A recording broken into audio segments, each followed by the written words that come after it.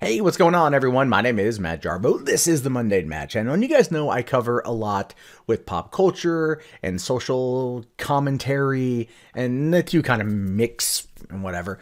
But oftentimes, I do talk about a lot of the pitfalls involving social justice activism and how, well, a lot of it is completely just falls on deaf ears because the people who are pushing for it don't know how to do it good.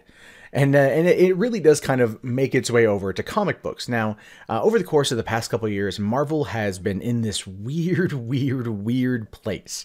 They've been pushing a lot of this pro-social justice activism, pro-feminism style stories, stories where Jean Grey gaslights Iceman into thinking that he's gay. That's a fun one.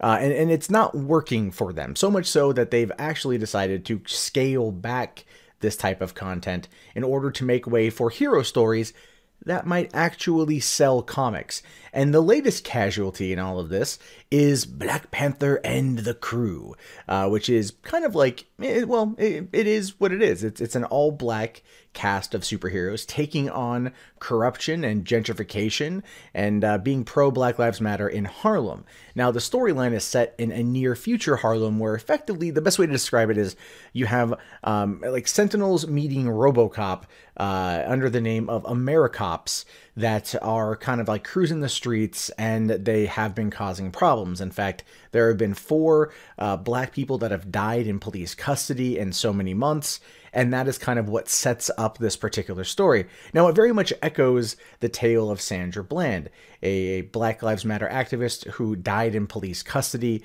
a couple years ago, although they are taking that particular nugget or the morsel of a story and expanding it to showcase police corruption, whereas in the case of Sandra Bland, she simply killed herself.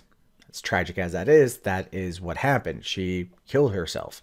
But a lot of people out there think that there's a lot of corruption involved in that.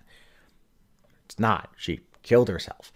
You can't say it any more clearly than that. But the point is, this particular comic, well, it's short-lived. Marvel has pulled the plug 2 issues in. Now, I can't find the sales data for the second issue, but the first issue did not debut at a strong point. Out of the top 100 sellers for the month of April 2017, it actually only sold 35,000 some odd units, and it was number 57 out of the top 100. And usually when it comes to Marvel Comics and the #1 issue, those tend to actually sell pretty well. So the fact that this debuted at a low number and probably its second issue did not do any better is the reason why Marvel pulled the plug. But it's not like the only 2 issues for this are what's going to be out. They are, in fact, going to be ending this particular arc at the end of a 6-issue run. So those of you who have actually read this, who are fans of it, don't worry, you will be able to get the last few issues to complete the arc overall. And look, I'm just going to say this. That's actually a pretty boss move. We don't get that in television. We don't get that in series. If they want to kill it, they kill it, and there's nothing more that can be done. We don't get a conclusion to the story. So at least you guys are getting the support there.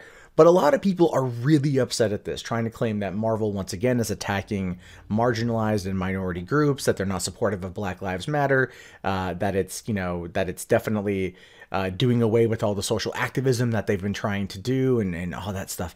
But let's be fair. A story like this is not going to resonate with the traditional comic book reader. And that might be the reason why the type of story was being pushed forward. Black Panther recently came further into prominence with his appearance in Captain America Civil War. The movie comes out here in a little less than a year. We should be getting the first trailer for it, probably, hopefully, by Spider-Man. And, there's going to be a big push for that character. This particular series is not going to benefit from that push. It's just not. People who read comics aren't wanting to get this. And that is the key here. It's Marvel pushing these kind of diverse storylines is not a bad thing. I have no issue with that whatsoever. I want there to be more interesting stories with interesting characters. And this particular story, the synopsis just seems kind of lame. Like, I get it, but it seems kind of lame. It feels like the back half of Luke Cage season 2, whereas in Luke Cage, the first part of Luke Cage season 1, sorry, the first half of Luke Cage had very interesting world building, interesting characters, setting up problems, setting up the reason why things were happening. Some of it was gentrification, other parts of it was just trying to take the city back to make it more about Black lives and everything else. And it was an interesting take on everything. It was very, very well done. Then the back half of that just went to absolute dog shit. And this kind of feels like a bit of the same setup there.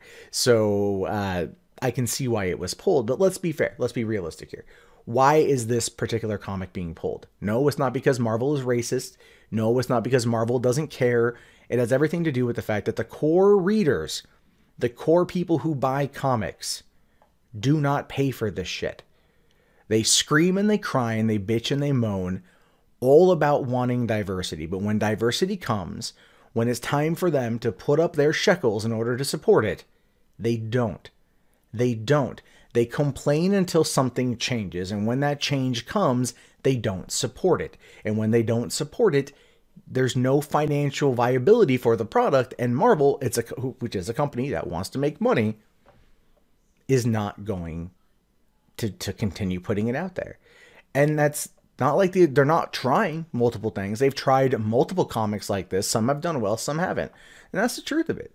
And I know people out there don't want to believe that. They want to think that Marvel is the enemy, that Ike Perlmutter is the enemy, that Ike Perlmutter is going to try to destroy everything Marvel stands for, or has stood for recently in terms of diversity, for the sake of the cis white male. They're a business. They have shareholders, they have employees. They have to do things that are going to earn them money. And if these things that they're doing to push social diversity and change and everything else is not earning cash back, they're not going to continue it. And that is the truth.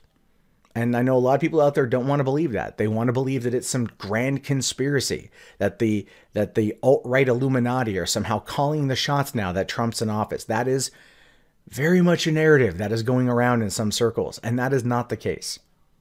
Stories like this would not be canceled in 2 issues if things were going well.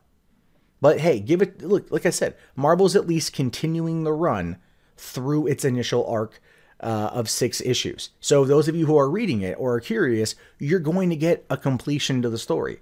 And the thing is, though, Black Panther couldn't save the group known as the Crew, which originally ran in 2003 and had similar results where it just didn't perform.